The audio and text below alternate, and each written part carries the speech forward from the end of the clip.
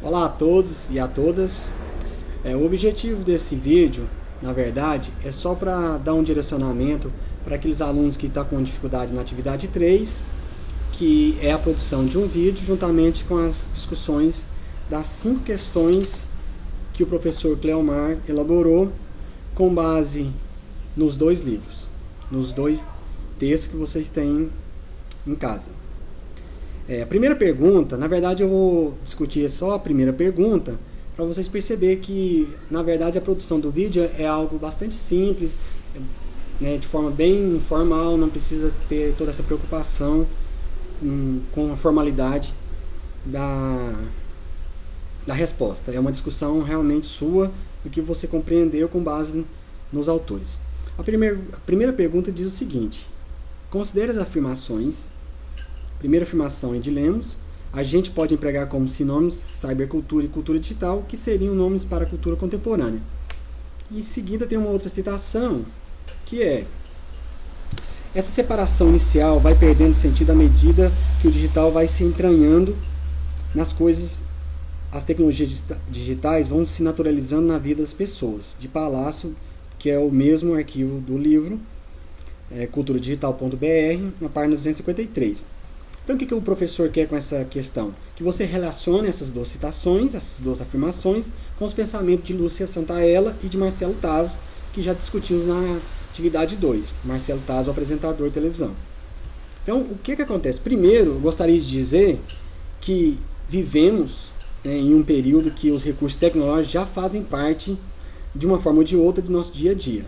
O próprio apresentador Marcelo Taz faz essa referência de que uma pessoa de certa idade, qualquer pessoa hoje, de um modo ou de outro, está inserido, faz parte desse mundo digital, desse mundo tecnológico. Quando você vai ao supermercado para fazer compra, o sistema, né, de caixa do supermercado, uma porta de um shopping, para receber aposentadoria. Então, de uma forma ou de outra, mesmo que as pessoas não estejam nas redes sociais, elas fazem parte, elas vivem esse momento da cultura digital, se assim o queiram.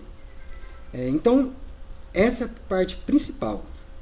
E os autores, Santaella e os autores agora do texto culturadigital.br, de Palácio e Lemos, eles também fazem essa afirmação, né?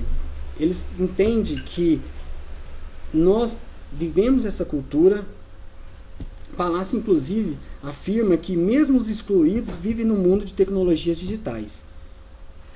No texto de Santaella, ela apresenta, em alguns momentos do texto, que a cultura oral, na sequência a cultura escrita, não necessariamente dando a ideia de linearidade, mas ao mesmo tempo seguindo um processo histórico, e aí nesse momento eu prefiro utilizar o termo processo do que evolução, né, das mídias. Então ela apresenta na parte do seu texto que existe uma cultura. Então nós estamos inseridos nessa cultura, independentemente do que nós fazemos uso dos recursos tecnológicos. É óbvio que tem pessoas que se inserem, né, adentram dentro dessa cultura, dentro dessas redes sociais, com mais vigor, com mais profundidade. Mas, de qualquer forma, nós não estamos à margem dessa cultura digital. Então, a primeira questão é pensar essa questão da cultura contemporânea.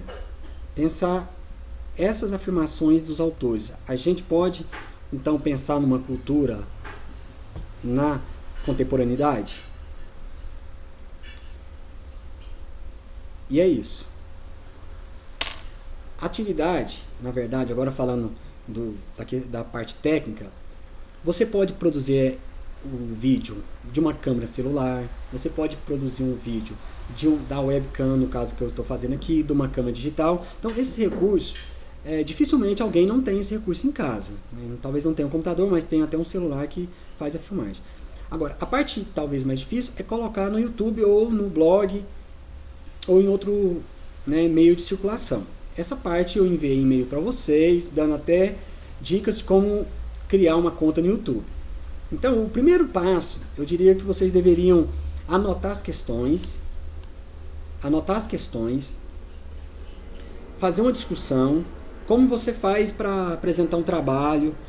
Então anota essas discussões, pense num caminho que você vai seguir e faça um vídeo naturalmente, sem muita preocupação, sem muito medo de errar, como estou fazendo aqui. Na primeira vez a gente fica um pouco meio acanhado, meio avexado, mas depois você percebe que é natural. É um pouco estranho falar de frente para uma câmera, mas depois você percebe que é algo normal. As outras questões, vocês têm ela, né? Vocês têm elas aí em arquivo ou impressa, porque foi enviado nos fóruns. Então as outras questões seguem a mesma perspectiva, é fazer uma discussão bastante teórica, né, histórico-social, das questões propostas pelo professor Cleomar. Depois disso, você tenta enviar para o e-mail, para o blog, ou então para colocar no YouTube.